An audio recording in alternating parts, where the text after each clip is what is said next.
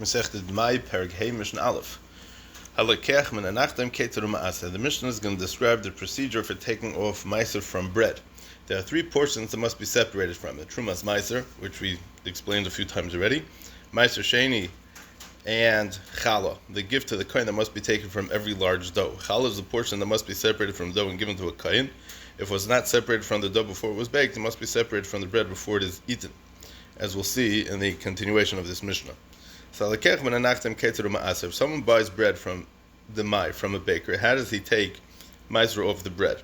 Obviously, a person can take meiser from the Dmai by separating meiser rishon from it and then separating meiser sheni or meiser ani, depending on the year. However, since this meiser does not all have to be given away in the case of Dmai, the Mishnah teaches us a method of separating just the necessary meiser without having to separate the rest. So we learned previously in Perek Beis that the baker must separate trumas meiser from any Dmai flour he uses, and not the person who buys from the baker. However, the Mishnah speaks of a baker who sells bread in smaller quantities. Since he makes a relatively large profit on each loaf, the Chachamim were mechayev him to take meiser off the Dmai over here. So our Mishnah, however, refers to a baker who sells bread in large quantities, a wholesaler. Since he makes relatively little on each loaf, the Chachamim were mechayev him to take off Dmai. The Chachamim were mechayev the buyer to take off Dmai. And we already discussed what's considered a large amount in Perek Beis Mishnah Hey, and that would be Okay,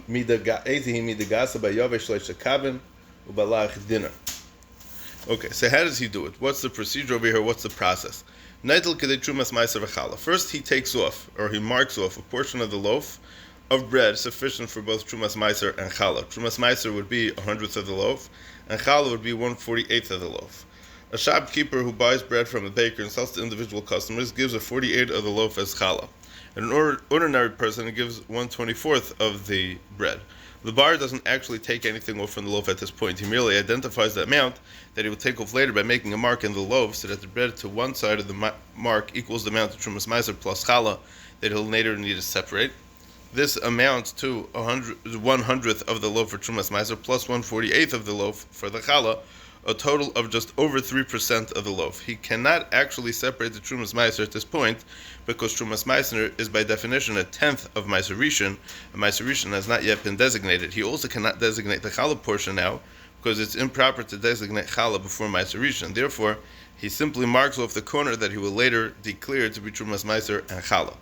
So Nedel Kedei Trumas Meiser v'Challah v'Omer, and he says Echad Mimeo Mimashi Yeshkan Harei B'Tzad Zeh Meiser. 1/100th of what is here of the entire bread is designated as part of the Meiser Rishon on this side of the mark. Ushar Meiser Samachle, and the rest of the Meiser Rishon, another 9/100ths of the loaf, is designated next to it on the other side of the mark. So that would be, because 1/100th plus 9/100th equals to 10 out of 100, which equals to 1 out of 10. So you end up taking 1/10 of the bread. Thus, 1/10 of the loaf has now been designated as meiser rishon, 1/10 of the meiser rishon on one side of the mark, and the other 9/10ths on the other side. The 10th of the meiser rishon that's on the first side of the mark is now ready to be designated trumas meiser, and the rest of that side is now ready to be designated as challah. Now he says like this: Zesha asisi meiser, also trumas meiser Allah. This 10th on the first side of the mark that I just made into the first part of the meiser rishon is made into trumas meiser for the rest of the meiser rishon that's on the other side of the mark. V'hashar challah, and the rest is challah. Because this, by saying this trumas meiser, this permits the rest of the meiser rishon to be eaten, and the remainder of what's on the first side of the mark is going to be considered as challah. So the entire first side of the mark has now been sanctified as either trumas meiser or challah, both which must be given to a kohen. The side of the loaf may now be separated and given to a kohen. And now it's time to designate meiser sheni. This is what he'll do. So the meiser sheni that must be taken is designated in the northern side of the loaf or in its southern side, meaning he'll designate which side of the loaf he wants to take it off from. And he's redeemed onto, and he says, "I'll redeem it onto the coins that I set aside for this purpose." The coins are then taken to Yerushalayim and spent on food over there. Okay, we already explained many times what meiser sheni is, that you can be mechalad on the meiser, bring it up to Yerushalayim, and it must be eaten over there. Okay, Haroit Mishnah Beis. Haroit lahafresh truma utrumas meiser ka'achas. The previous Mishnah explained how to separate at one time all the portions that must be given to a kohen from a bread of Dmai. This Mishnah is going to teach us a similar procedure that can be used to separate meiser from vadai tevel. The Mishnah will not discuss challah because it speaks of regular produce, not bread or dough. Challah is specific to dough. As in the previous Mishnah, this is done in several steps. In the first step, the owner marks off the amount he will later need to give away without actually designating any of it as meiser. So, haroitz lahafresh truma utrumas meiser ka'achas, someone who wants to separate truma and trumas meiser at one time from vadai, this is what he'll do. Since the Mishnah speaks of vadai, the owner must separate truma and give it to a kohen, and he must separate meiser rishon and give it to a levi. Trumas meiser is separated from meiser rishon as explained previously. Therefore, it is usually separated by the levi from the meiser rishon he receives, not by the owner of the produce. However, according to the Tana of our Mishnah, if the owner wishes, he can separate the trumas meiser from the meiser rishon before giving the rest to a levi. So what does he do? He does the following. He's noitel echon mishleishim v'shalish ushlish. He marks off in the pile one part from 33 and a third, 3 out of 100 of the pile, which would be like this. One part is 33 and a third is equal to 3 out of 100. The Rav illustrates this in the following way. If we divide every saw into 3, we end up with 100 thirds, because 3 times 33 is 99, plus 1 is 100. Thus, one saw, which consists of 3 thirds, is equal to 3 out of 100, or 33 and a third of a saw. Now, truma is generally a 50th of the produce, which equals to 200ths, which would be a 50th. So, trumas meiser, as we have learned, is 100th of the produce. Truma and trumas meiser together thus come to 3 out of 100 of the total amount of produce. Thus, a part of a pile containing 3 out of 100 of all the produce in the pile is enough for both truma and trumas meiser. And he says, 1/100th of what is here, 100th of this pile, is set aside as chulin for the moment on this side of the area that has been marked off, and has not yet been. He wasn't yet mekadesh it for truma. It was merely set aside for later kedushas meiser, or kedushas truma in this case. This is the amount that will eventually be designated as trumas meiser for the pile. For the moment, however, it will remain tevel. It is assigned to the side of the marked area that is next to the unmarked area. The reason for this will be explained shortly. Vashar truma alakol, and the rest of what's in the marked area is designated as truma for the entire pile. At this point, 2/3 of the marked area, which would be 2 out of 100 of the pile, has become truma, and 1/3 of the marked area, which is 100th of the pile, is not truma, but tevel. Using the example given above, if there are 33 and a third saw in one pile, one saw is marked off, 1/3 of this saw is left unsanctified for the moment, and it remains tevel, while 2/3 of the saw are designated as truma. Having taken care of the truma obligation for the pile, he now proceeds to deal with the meiser rishon and trumas meiser chiyuvim, and he says the following: the 100th chulin that's here, the 1/3 of the marked area that I originally said should remain chulin. Harei zeh b'tzad meiser. I am now designating it on the side of the marked area as meiser rishon. The third that was originally left as chulin was identified as being located on the side of the marked area that's next to the unmarked area. Now that he's designating it as meiser, he specifies its location again to make clear that it is the part of the unmarked area right next to it that also is being designated as meiser rishon. Harei zeh b'tzad meiser, ushar meiser samachlei, and the rest of the meiser rishon, another 9 out of 100 of the pile, is designated next to it in the unmarked area. Meiser rishon needs to be 1/10 of whatever remains in the pile after truma has been designated. Now the remaining third of the marked area represents only 1/100th of the pile. Therefore, in addition to designating that last part of the marked area as meiser, it is necessary to add another 9/100ths of the pile in the unmarked area next to complete the meiser designation. Since meiser is only 1/10 of what remains in the pile after truma has been separated, the amount designated as meiser in the unmarked area will actually be slightly less than 9 out of 100. Zeh she'osisi meiser also trumas meiser olav. This section of the marked area that I've just made as part of the meiser rishon is going to be made into trumas meiser for the rest of the meiser rishon. V'hashar chala, if we're talking about the case of chala, meiser sheni b'tzveinai oi b'draymai. So that's 1/3 of the 3 out of 100 of the pile that was marked off. 2/3 are now truma, and 1/3 is trumas meiser. The meiser rishon is next to the trumas meiser in the unmarked part of the pile.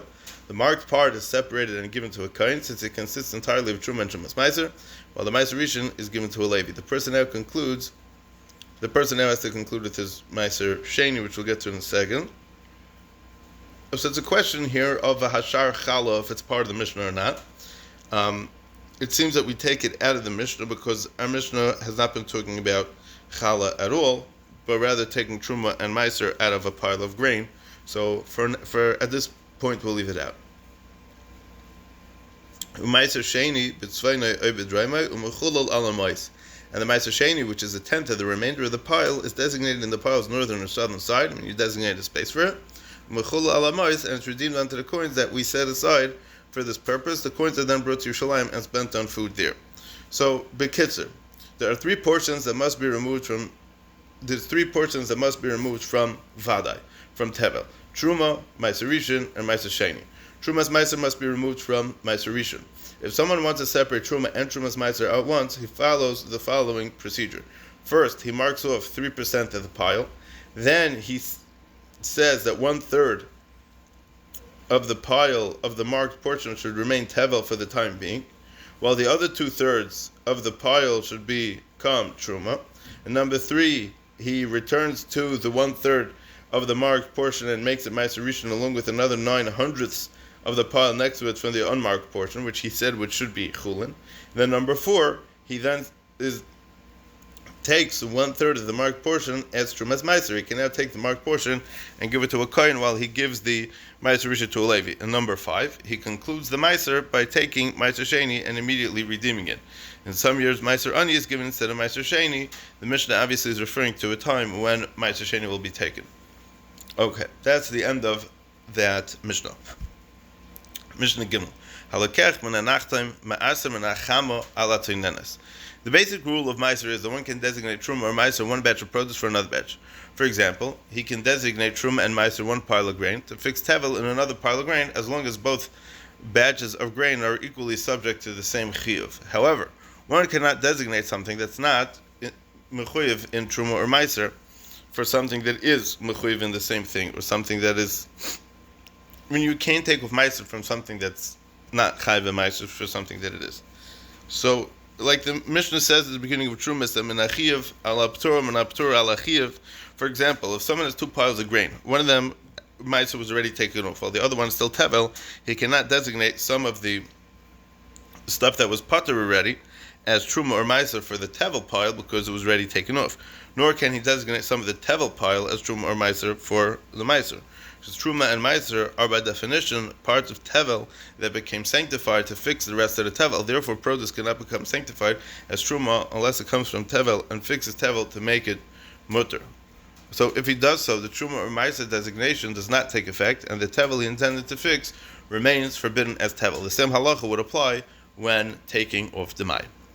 So in the next couple of Mishnayos, we're going to be discussing the halachas of Dmai, bread, or other foods that may have been supplied by a number of different Amei Aretz. Since the breads come from different people, some may have already taken off Meiser and some who didn't. So we don't know for sure whether they are Tevel or Chulin. So if the person wants to take Meiser of all the bread together, he may be taking off Meiser from produce that is already Tevel on behalf of produce that is already Chulin, or the other way around. Chulin over here we're referring to a batch of produce or produce itself that Truma and Meiser was already taken off of, or the other way around. So, although midrabanan we must take off all produce bought from an Amoretz, in reality some of it may have already been gemeiser, since most Amoretz do take off the Meiser and only a minority do not. So the produce bought from one Amoretz really may be pater, while the produce bought from another Amoretz might really be chayiv in the Dmai. Since that Amoretz did not take off Meiser.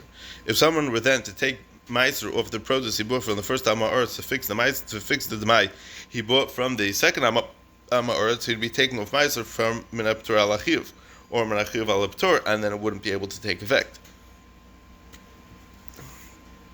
So halakech menanachtem, if someone buys loaves of Dmai bread from a baker is somebody who buys wheat or flour from others to make his bread. The question the Mishnah discusses is whether the baker's customers can assume that the loaves they bought were all made from wheat that came from a single Amoretz, in which case all the loaves have the same status and the buyer can safely take off Meiser from one loaf on behalf of another, or if he must be concerned that the baker got his wheat from a different Amoretz, in which case a customer would not be allowed to take off Meiser one loaf for another, since one might be Chayiv and one might be Potter already. So the Mishnah is going to be dealing with a situation in which the Chayiv to take off Meiser from the Dmai is with the buyer, with the Loikeach, and not from the baker. So Loikeach menanachtem, if someone buys loaves of bread from a baker, ma'aseh menachama latzei nenes. He may separate Meiser from hot loaves, meaning fresh bread from today, which is still warm for the oven, for cold loaves, which would be yesterday's bread. Umenatzenenes halachamo, or from cold loaves for hot ones, meaning he's allowed to take off Meiser from yesterday's bread for today's bread, and we are not concerned that yesterday's loaves were made from grain that came from one supplier, while today's loaves were made from grain from a different supplier. According to this Tana, which is Rameir, it may be assumed that a baker gets all his wheat or flour from a single supplier. It is also assumed that Amaretz, who takes of Meiser, always does so, while Amaretz, who does not, never does so. So there's no reason to fear that some of a single supplier's wheat may be partially Gemeiser and partially not. So, Afilu mitzvus and harbe, and he may take off Meiser on one day's bread for another, even if the loaves were baked in many different molds and are of different shapes, because we don't assume that the use of different molds indicates that they were made from grain that came from different suppliers. Different molds might sometimes be used because bread being made in them comes from different kinds of flour. This might indicate that the baker bought different kinds of flour from different suppliers. Nevertheless, Rameir is not concerned about this. In his view, bakers tend to buy all their wheat or flour from one supplier. They bake bread in different shapes simply for commercial reasons that people should buy them. Rabbi Yehuda Oiser, Sha'ani Omer Chitin Shel Emesh, Hoy Mishal Acher, V'Shal Hayoim, Hoy Mishal Acher. So, Rabbi Yehuda is Chaylik on Rameir, and he says that it's also to take off from one day's bread on another, because I could suspect that the wheat used to make yesterday's bread was from one supplier, and the wheat used to make today's bread was from a different person. Therefore, if he takes off Meiser from one day's bread for the other, he might be taking off something that's Menachiv al Ptur. Rabbi Yehuda still holds that a baker does not always buy his wheat or flour from the same supplier. However, even he agrees that the flour that he uses on any one day is all from the same supplier. Rabbi Yehuda agrees with the second part of Ameir's halacha that the use of different molds does not indicate that the flour comes from different suppliers. His only concern is that the baker may buy from different suppliers on different days. Therefore, he forbids taking off meiser from one day's bread for another, even if they were all baked in the same type of mold, and he permits taking off meiser from all the loaves of one day together, even if they were made in different molds. Both Rameir and Rabbi Yehuda agree that differently shaped breads make no difference in the halachas of Dmai, and one may be used as meiser for the other, and Reb Shimon oiser b'trumas meiser. The machlekes is only going to be breads baked on different days. The Mishnah now is going to quote a third opinion, which holds that the use of different molds does affect the halacha. Reb Shimon oiser b'trumas meiser umater b'chala. Reb Shimon aser is taking off meiser from bread made in one type of mold for loaves made in another type of mold for Trumas Meiser, because the use of different molds indicates that the wheat came from different suppliers. The same is true for Meiser Sheni. It too cannot be designated in a loaf of one shape for a loaf of another shape. He mentions Trumas Meiser only because he wishes to contrast it with the law of Challah, which is usually separated together with Trumas Meiser, as we learned in the previous Mishnah. According to Reb Shimon, we must be concerned that the baker uses a different mold for flour coming from different suppliers. Therefore, if the buyer were to take off Meiser of the loaves of one shape for the loaves of another shape, he might be taking produce that is This is so even if all the loaves were baked on the same day. Reb Shimon also agrees with Rabbi Yehuda that it's forbidden to take off meiser of one day's bread for another day's bread, even if the same molds were used. But he permits doing so with respect to the chiyuv of challah, which means that he permits separating challah from one loaf for another, even if they were baked on different days and in different molds. Unlike other meiser, the chiyuv of challah begins only when the flour is made into dough. This is done by the baker himself. Therefore, all the loaves, regardless of which day they were baked and in which mold, became obligated in challah only while in the baker's possession. As a result, they all have the same status with respect to challah, and even Reb Shimon agrees that the buyer may separate challah for all the loaves together. Mishnah Dalet. Halakech when a palter, if someone buys bread from a bread shop. So what's a palter? A palter is someone who buys large amounts of bread from bakers and sells them one loaf at a time. Ma'asa mikol tfus utfus. He must separate ma'aser from the loaves of each type of mold separately. Since a bread shop normally sells the bread of several different bakers, we must be concerned that the loaves of different shapes come from different bakers. A buyer may therefore not take off ma'aser from loaves of one shape for loaves of another shape, because one baker might have taken ma'aser off the bread while the other may have not. However, Rameir does permit the buyer to take off ma'aser together, to take off ma'aser from all the loaves together that are the same shape, because we may assume that they all came from a single baker. Although Rameir said in the previous Mishnah that even a single baker may use a number of different molds, he does not rely on that in the case of the palter, the bread shop, because the bread shops are known to buy bread from a number of different bakers. Rabbi Yehuda says he may separate ma'aser from one loaf for all the loaves that he bought, even if they were baked in different molds. According to Rabbi Yehuda, a bread shop, a palter, is normally supplied by just one baker, so that all the bread has the same status. Although the loaves come in different shapes, this does not indicate that they were made by different bakers. This is because even a single baker may sometimes use a variety of molds. According to Rabbi Yehuda, since a bread shop generally gets all its bread from just one baker, and a baker generally gets all his wheat and flour for one day from a single supplier, we may assume that all the bread of this shop for this day comes from the wheat and flour of just one supplier. Therefore, Rabbi Yehuda permits someone who buys from a bread shop to take ma'aser of any loaf baked that day for another loaf baked on that day, as long as they're both bought from the same bread shop. Rameir, on the other hand, maintains that bread shops sometimes get loaves from different shapes from different bakers. Therefore, different shaped loaves, but from a bread shop, cannot be used as ma'aser for one another. However, individual bakers get all their wheat and flour from one supplier. Therefore, any loaf bought from a single baker may be used as ma'aser for other loaves of his, even if they are of different shapes and even if they were baked on different days. Rabbi Yehuda agrees with Rameir in a case where someone buys the Dmai from a manpul. What's a manpul? A person who buys bread from many shops and sells to the public, because the buyer must take off ma'aser from the loaves of each shape separately. In this case, we must be concerned that the bread comes from many bakers, because a manpul is supplied by several shops, and each shopkeeper may have bought from a different baker. Mishnah Hey. Halekech min ha'ani. V'chein ha'ani shenasan le'prusa is pas a pilchei dvela.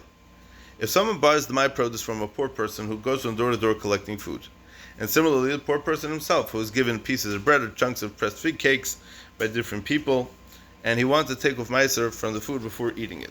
So poor people would go around to door collecting food. They would often be given pieces of bread and chunks of pressed figs rather than a full loaf or a full cake of pressed figs. It's mashma in some places in the Gemara that these igulei dvela were very, very big. So you wouldn't give him a whole thing, you would give him just a piece of it. A poor person, we mentioned in the beginning of Paragimel, is mutter to eat the Dmai. However, someone who buys the Dmai from a poor person is mechuyev to take off ma'aser, and even a poor person may take off Dmai if he wants to. Not mechuyev to, but if he wants to, he could. So what's the halach over here? He must take ma'aser from each piece or chunk separately. He cannot mix all of them together and then take ma'aser from all of them at once, because one person who donated food to the poor man may have taken off ma'aser while the other one did not. So taking off ma'aser from everything together might therefore result in being ma'aser from achiv al aptur umiptur al hachiv. However, if the poor person himself knows which food was given to him by which person, he can separate ma'aser from all the pieces or chunks that came from that one person if he keeps cheshbon. But if not, obviously he's going to run into the issue of taking off ma'aser min aptur al hachiv min achiv al aptur.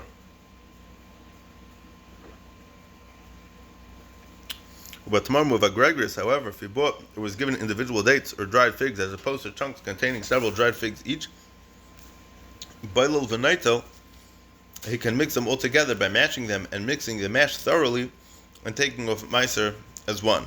So you can mash all the dates together and then take off ma'aser from all the dates, or mash all the figs together and take off ma'aser from all the figs. It's possible to mix the mashed dates and figs so thoroughly that they become perfectly mixed, so that the different contributions are spread evenly throughout the entire mixture.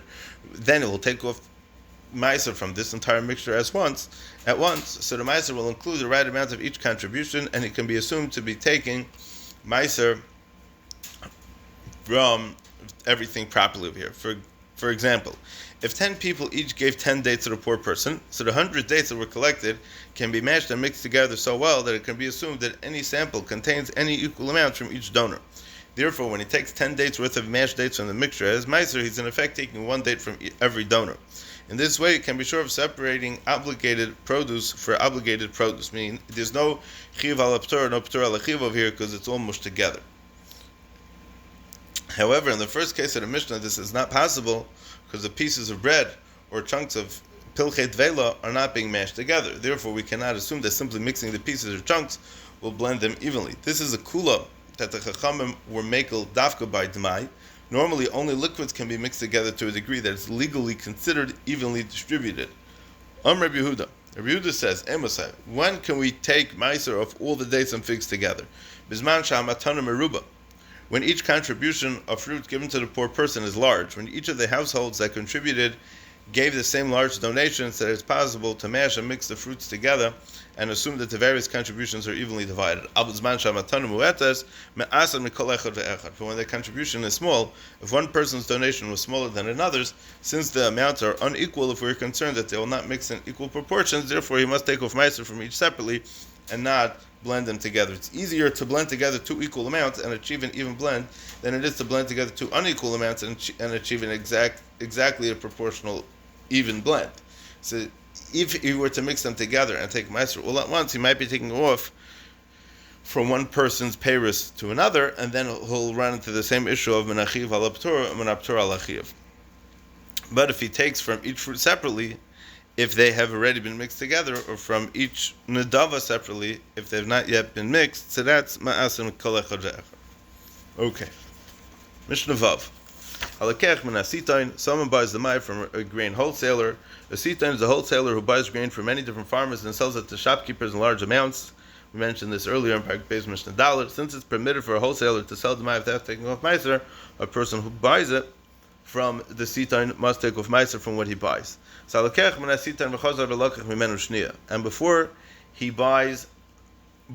takes off meiser from his first purchase, he then buys from the sitain a second time. He will not take off meiser from this purchase for the other purchase. Since the wholesaler buys his grain from many different farmers, it's possible that each purchase made by the buyer comes from a different farmer. Therefore, meiser cannot be separated from one on behalf of the other, since one farmer may have taken off meiser from his grain if the other did not. However, whatever he bought at one time, meiser could take it off together. This is because wholesalers do not normally mix grain from different suppliers together. Rather, they keep the produce from each supplier in its own storage bin. Therefore, a single purchase may be assumed to be all from the same supplier. The buyer may not take off meiser for one purchase for the other, even if they both came from the same bin, even if they're both the same variety of grain. Let's say they're both red wheat or both white wheat, doesn't matter, you still have to take off meiser from each one. Even if the buyer sees the grain he buys the second time comes from the very same bin as the grain that he bought from the sitain originally, he may not use that one as meiser for the other. It's possible that all the previous grain was sold and the bin was then refilled with grain from a different farmer. However, the wholesaler is believed to say, Mishal Echadheim, the grain that from both purchases that you bought today are both from one person. If he says this, so then the Lekeach may take off his meiser two at once. The Mishnah is speaking of a wholesaler who can be trusted as meisers. Nevertheless, since he sells in large quantities, he's not mechuyev to take off dmai before he sells it. The Mishnah teaches that even though he's running a large business and may not always remember from who he bought each batch of wheat, nevertheless, if he says that the two purchases were both from the same farmer, we may believe him. So,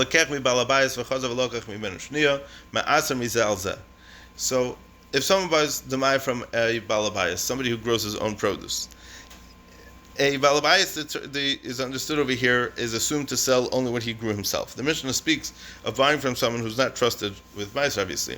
And before he takes off meiser from his first purchase, he then buys from him a second time. So he may take off meiser from one purchase to the other.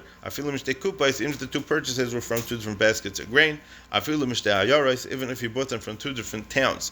So that is, even if the buyer met the homeowner, the balabayas, in another town and made the second purchase from him there, he may still take off meiser from both of them at once. Since a homeowner generally sells only his own produce, so someone who's not a merchant generally does not sell produce that he bought from others. So the status of all his produce is the same. Either it's all meiser or it's all dmai. The buyer, the lekeach, may therefore take off meiser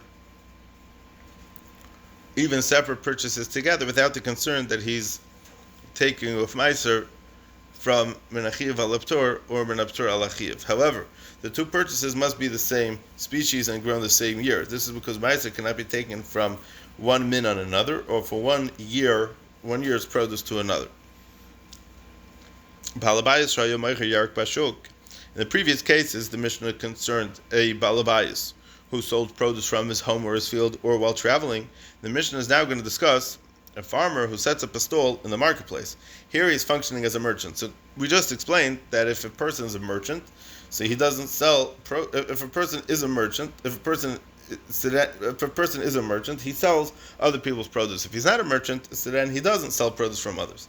However, because in this case he's functioning as a merchant, since merchants buy produce from several farmers, it's possible that some of those items came from another farmer, so we have to be careful over here. So, if a homeowner was selling vegetables in the market and someone bought vegetables several times from him, when the workers bring him vegetables from his own gardens, the vegetables being sold come from the meicher's own gardens, the buyer must ask the seller whether the vegetables came from his land or from other sources. So the buyer may take off meiser for one purchase for all the other purchases, since all the vegetables come from one person, as in the Mishnah's first case.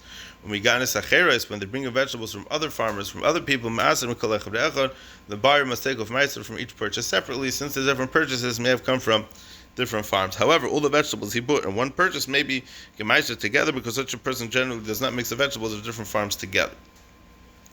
Mishnah Ches Halakech Tevel Mishneh Mekaymes Ma'aseh Mizah Alzeh Aval Pisha Omru Ein Adam Rach Elimkar Tevel Ela L'Tzaireh. If someone buys tevel produce from two places, from two different people, each of whom informs the buyer that his produce is definite tevel, Ma'aseh Mizah Alzeh, he may take off meiser from this purchase for the other purchase. Since they're both definitely tevel and in the need of real meiser, one can be used as meiser for the other. Aval Pisha Amr, even though the Chachamim normally say that someone who buys tevel from two people may take off meiser from one to the other, this does not mean that we're permitted to sell tevel. Rather, the halacha is that a person is not allowed to sell tevel except for a special need, because he might forget to tell the buyer that it's tevel, and the buyer may mistakenly eat it. So the Chachamim were matter this only where there's a special need to buy tevel, for example, where the buyer needs it to fix a mixture of tevel and chulin that he has. If chulin became mixed with a large amount of tevel, one cannot separate a portion of the mixture to take off the meiser from the tevel, because there's no way of knowing whether the separated portion contains the correct amount of tevel to become truma and meiser for the rest of the tevel. For example, if he has 50 measures of tevel and he needs to separate one measure of it as truma, however, now that one measure of chulin fell into it, he cannot simply take one measure of the mixture and designate it as truma, since some of it might be chulin which cannot become truma. If he designated this measure as truma and then, let's say, a quarter of it was really chulin, then 1/4 of the tevel will not become fixed with regard to truma. The only way to take off to be masakin the tevel over here in the mixture, the only way to take off meiser from this tevel in the mixture and to ensure that all of it will become mutter is to take off other tevel, which is not mixed with chulin, and separate it from the amount needed from this taruvis. So if the owner of the mixture does not have any tevel, he could buy tevel from others. This is considered a tzairach, so that he doesn't lose everything else, and it's mutter to sell tevel to someone for this purpose. Even in cases of this special need, it's permitted to sell tevel only to a chaver, a person who's careful to separate meiser properly. It may not be sold to an amaretz who's suspected of not taking off meiser. Mishnah Tes Ma'asrin Mishal Yisrael al shal eved kechavim, Mishal eved kechavim al shal Yisrael, Mishal Yisrael al shal kusim, Mishal kusim al shal kusim. A person is allowed to take off meiser from tevel for a yid that was bought from a goy, or from tevel that was bought from a goy to the tevel of a yid, because both batches of tevel are equally subject to the chiyuv of meiser.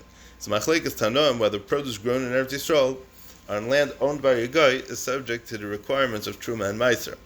Ein kin lev kecham b'Eretz Yisrael if kin and meiser or not. The Tan of our Mishnah holds that a goy's ownership of land in Eretz Yisrael does not pater it from the chiyuv of meiser. Ein kin lev kecham b'Eretz Yisrael if kin and a meiser. So if a yid buys produce from him, it must be gemeiser, and therefore also to be used as truma and meiser for the other tevel.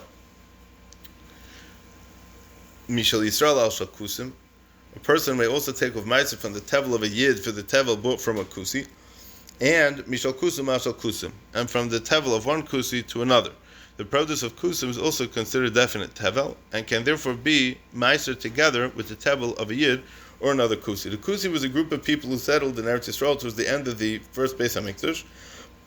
When they were attacked by lions, they converted to Judaism in the hope that this would save them. But after their conversions, they returned to many of their old beliefs and practices. For several centuries, there was a dispute whether their conversion had been sincere and valid, or whether it had not been sincere. Eventually, it was discovered that the Kusim were Ovid Avodah Zarah, which confirmed their suspicions that their Gerus was Gereroyus and it was insincere. It was then decided that the Kusim were to be treated as Goyim for all respects. The Mishnah, however, is from the time period before they were declared to be Ovid Avodah Zarah. Rabbi Lezer, Oyser Mishal Kusim Ashal Kusim. Rabbi Lezer forbids taking Meiser from the Tevel of one Kusi for another, because one of them may have already taken off Meiser from his produce, while the other may not. So the buyer would then be taking off Meiser from Menachiv al Aptur or Menaptur al Achiv, and it won't work out well. So although the Kusim did keep many mitzvahs, including Meiser, they separated Meiser only from the produce that they ate, but not from what they sold to others. So it may be assumed that the produce sold by a Kusi is Tevel, even though it's generally forbidden to sell Tevel, because the buyer might eat it without taking off Meiser. The Kusim are not concerned with this halacha. Rabbi Lezer is concerned that a Kusi might sometimes be selling produce that he originally wanted to eat for himself, but then later changed his mind and decided not to sell. So in that case, the produce would not be Tevel, since the Kusim would have taken off Meiser when they were expecting to use it for himself. So someone who buys produce from two different Kusim can therefore not assume that both purchases have the same status. For this very reason, Rabbi Lezer also asers taking off Meiser from a Kusi for a Yid. The Tanakama, however, holds that it's not common for someone to change his mind and sell produce he originally wanted to eat. Therefore, we don't have to be concerned about such a possibility happening. Otzitz Nokov Mishnah Yud. Otzitz Nokov Hareza Ka'aretz. What's an Otzitz Nokov?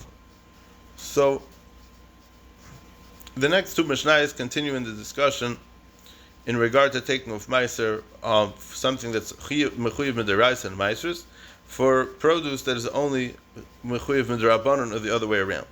Since produce that is only rabbinically subject to these Chiyuvim is parted from them Midaraisa, so taking off Meiser from one to another is going to be taken off Meiser Menachiv al Aptur and Ptur al Achiv. So the next two Mishnayos are going to teach us halacha in situations in which someone went ahead and took off Meiser from something that was Mechuyev Midarabanan for something that was Mechuyev Midaraisa, or the other way around. So in all such cases, halacha must be considered on two levels. What's the halacha Midaraisa, and what's the halacha of the Darabanan? It's possible for something to be Truma or Meiser on the Rabbanan and still be considered Tevel Midaraisa. As a result, we may then need to treat it as both. So, Otzitz Nokov Hareza Ka'aretz. Produce grown in a flower pot that has a hole in it is like produce grown in the ground, because the plant draws nourishment from the ground beneath it through the hole. The hole must be at least the size of a small root, as the Mishnah says in Uktzin. This is slightly smaller than the size of an olive. It's not necessary that a root actually pass through the hole in order for the plant to be regarded as growing in the ground.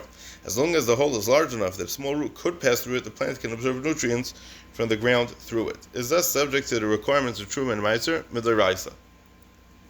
So Torah me'a'oretz al otzitz nokov. So someone separated Truma from produce that grew from the ground for produce that grew in a flower pot with a hole, or me'otzitz nokov al oretz, or from produce that grew in a flower pot with a hole for produce that grew from the ground. Truma say Truma, the Truma is valid Truma, since there's no halachic difference between the produce of the ground and the produce of a flower pot with a hole in it.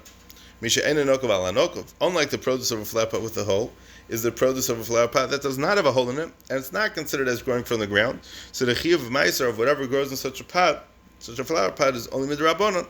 So the halacha is going to be as follows: Misha ena nokov ala nokov. If he separated truma from the produce of a flower pot without a hole for the produce of a flower pot with a hole, which means that he separated truma from the produce that's patur midaraisa on behalf of produce that is chayiv midaraisa. So truma.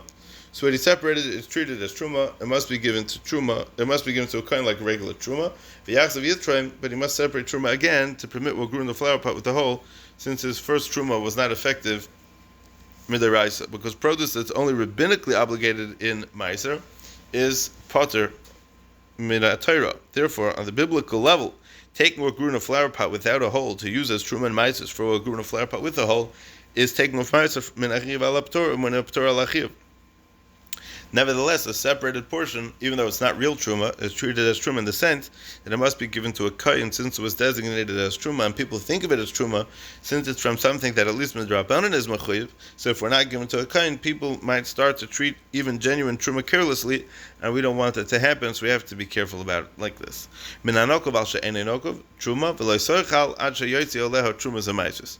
If a person separated truma from the produce of a flower pot with a hole for the produce of a flower pot without a hole, which means that he separated truma midaraisa from something mechuyev midaraisa on behalf of produce that is potter, so then truma, what he separated is truma and must be given to a kohen.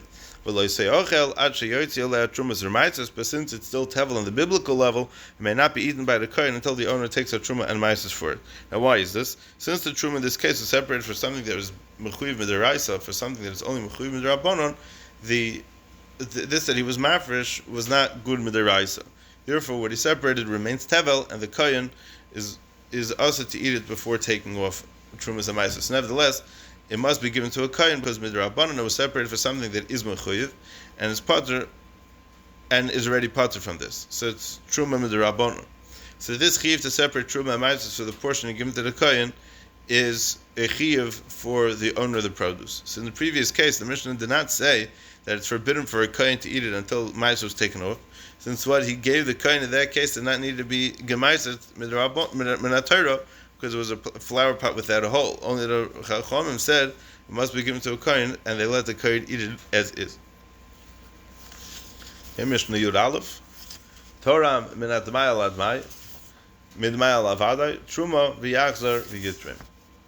So, if someone separated truma or trumas ma'aser from Dmai, the Mishnah here refers to trumas ma'aser simply as truma. Regular truma does not need to be separate from Dmai produce, as we have learned several times. So from the Dmai he bought from one Amar to the Dmai he bought from another Amar. So as we mentioned in the Mishnah Gimel, a person may not separate Meiser from the Dmai of one person for the Dmai of another person, because one of them may have already taken Meiser off his produce while the other one did not. So our Mishnah teaches what happens if someone went ahead and did this anyways. So midmai al avadai, or if he separated Truma from the Dmai for Vadai, Truma in both cases where he separated is viewed as Truma, since it's possible that both batches were equally mechuyev, and the truma separation was therefore effective. In the case of the Dmai for the Dmai, both Amei Aretz may have gemaisut or may not have been gemaisut. Either way, both batches are equally mechuyev or potter from meiser. In the case of separating the Dmai for Vadai, the Dmai may have been tevel, in which case it would be mechuyev as regular tevel. V'yachzav v'yitraim. However, he must separate truma again, because it's also possible that the Dmai he separated as trumas meiser was already gemaiset, while the Dmai for which he separated was not. And this is certainly the case where he separated the Dmai for tevel. So if so, the truma he originally separated did not take effect, and the produce is still tevel. Although he must separate trumas meiser again, what he separated before is treated as trumas meiser and must be given to a kohen. This trumas meiser does not have to be meiser again, even when he separated from the Dmai and tevel. Although it's possible that the trumas meiser designation did not really take effect, the Rabbanon allowed a kohen to eat it without taking off meiser.